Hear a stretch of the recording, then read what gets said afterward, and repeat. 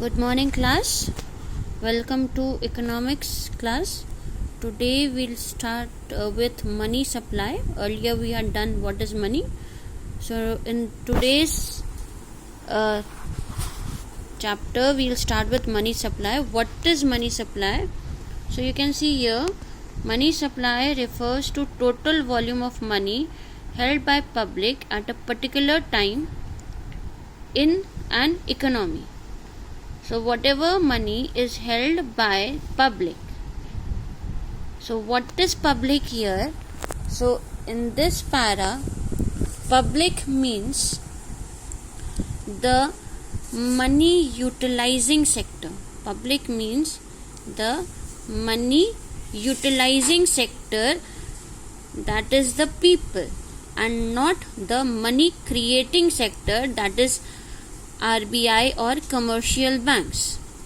So any money held by public, and that too at a particular point of time.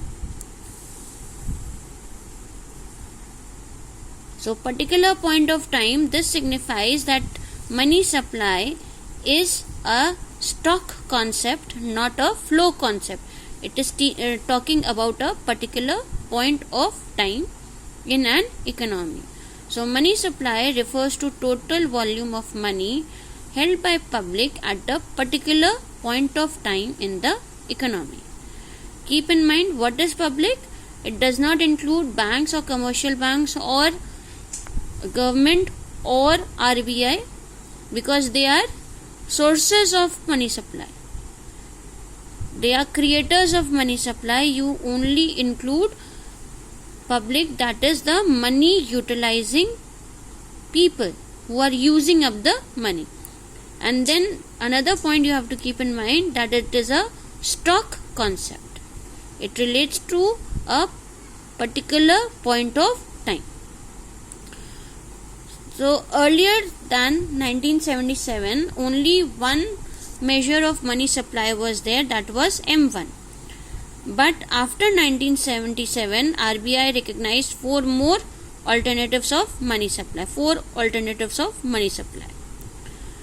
So what is M1?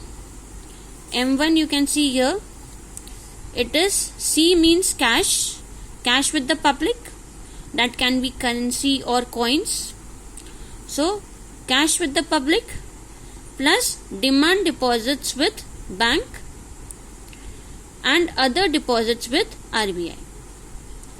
So cash means notes or coins or currency, that is with the public. Why do we take money or why do we accept money? Because it is a legal tender. And one more term is used, that is fiat, F-I-A-T. Fiat means when you take a money on the order of the government, or because the government has authorized it to act as a money, it is known as fiat money. Like in India, it is rupees. Then in China, it is yen. So the money that is authorized by the government is known as fiat money. Then demand deposits.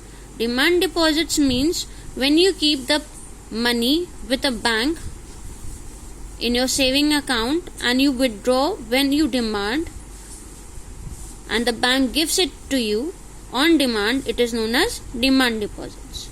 So demand deposits are the money that you keep in the bank and you can take back on demand. They are known as demand deposits. Then is other deposits with RBI. Other deposits with RBI means not that money which commercial bank is keeping with it. It is that money which UNICEF or any international organization keeps with it. So that is known as other deposits with RBI. Then second definition is M2. M2 includes M1 plus saving deposits with post office. So why were not they included in demand deposits? The only reason is that they were not included because the saving account generally in a saving account you cannot generally withdraw money on demand. So it was not taken in it. So in order to include this, another measure was there, M2, that is M1 plus saving deposits with post office. Okay. Then moving further, we have M3.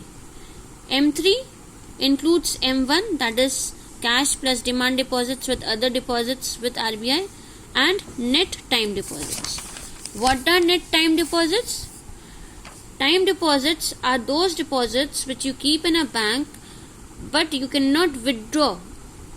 You can withdraw them only on maturity, like your RD, recurring deposit, or your fixed deposit. So the deposits which you can withdraw only on maturity are known as net time deposits. इसके लिए कोई check भी issue नहीं कर सकते. So without maturity you cannot take it out. So M3 includes M1 plus net time deposits. Then the fourth definition, M4, includes M3, that is there, plus total deposits with post office, saving bank, excluding NSC. NSC is a national saving certificate and this is not included. So these are the four measures of money: M1, M2, M3 and M4. M1 and M2 are known as narrow measures and M3 and M4 are known as broad measures. Another thing, M1 is most liquid. M1 is most liquid, that is quickly convertible into cash, whereas M4 is least liquid. That means it takes time to convert into cash. So today we have done money supply and measures of money supply. Do complete it in your classworks and we'll deal with the next topic tomorrow.